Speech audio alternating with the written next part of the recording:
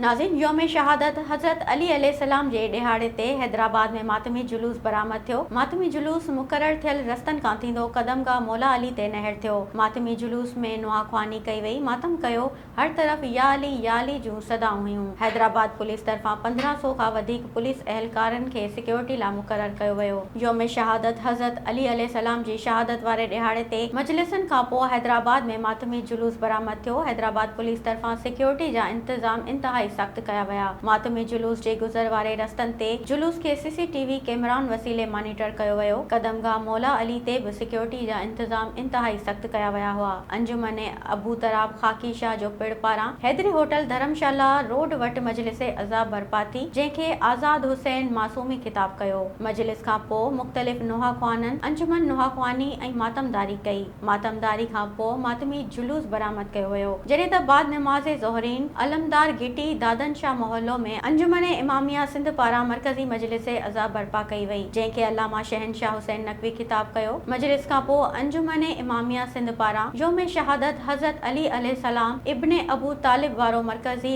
मातमी जुलूस बरामद थियो, जेको बोहरी बाज़ार, सदर, लजपत रोड ऐं स्टेशन रोड तां गुज़रंदो कदमगाह मौला अली ते पहुची इख्तिताम पज़ीर थियो। निमाज़ मग़रिब खां अॻु दरगाह अशरफ अली शाह बुखारी एलिकाट जो पिण पके किले ते मजलिस अज़ा बर्पा थी, जंहिंखे अल्लामा गुलाम रज़ा सरेवाल ख़िताब कयो। अल मुबारक ते बाद निमाज़ मग़रिबीन अंजुमन सिपाह क़ाइम आले मोहम्मद अजा हैदराबाद ऐं अज़ादार राब्ता कमेटी हैदराबाद पारां इमाम बारगाह जागीर अली अकबर टंडो गफ़ूर शाह जहानिया कासमाबाद में मजलिस अज़ा बर्पा थी, जंहिंखे मौलाना ज़ाहिद हुसैन जाफ़री, मौलाना नसीर अहमद, सैयद महबूब अली शाह ऐं ॿियनि ख़िताब कयो। मजलिस जे इख्तिताम ते क़दीम सालियानो मातमी जुलूस बरामद थियो, जंहिंमें मुख़्तलिफ़ नुहाख़्वाननि अंजुमन नुहाख़्वानी ऐं मातमदारी कई। मातमी जुलूस पंहिंजी मुक़ररा रूट तां थींदो वापसि साॻे हंध ते नहर थियो, जॾहिं त इमाम बारगाह अल हुसैनी चांडिया भट्टी ॻोठ रोड तां निमाज़ मग़रिब बाद मातमी जुलूस बरामद थियो।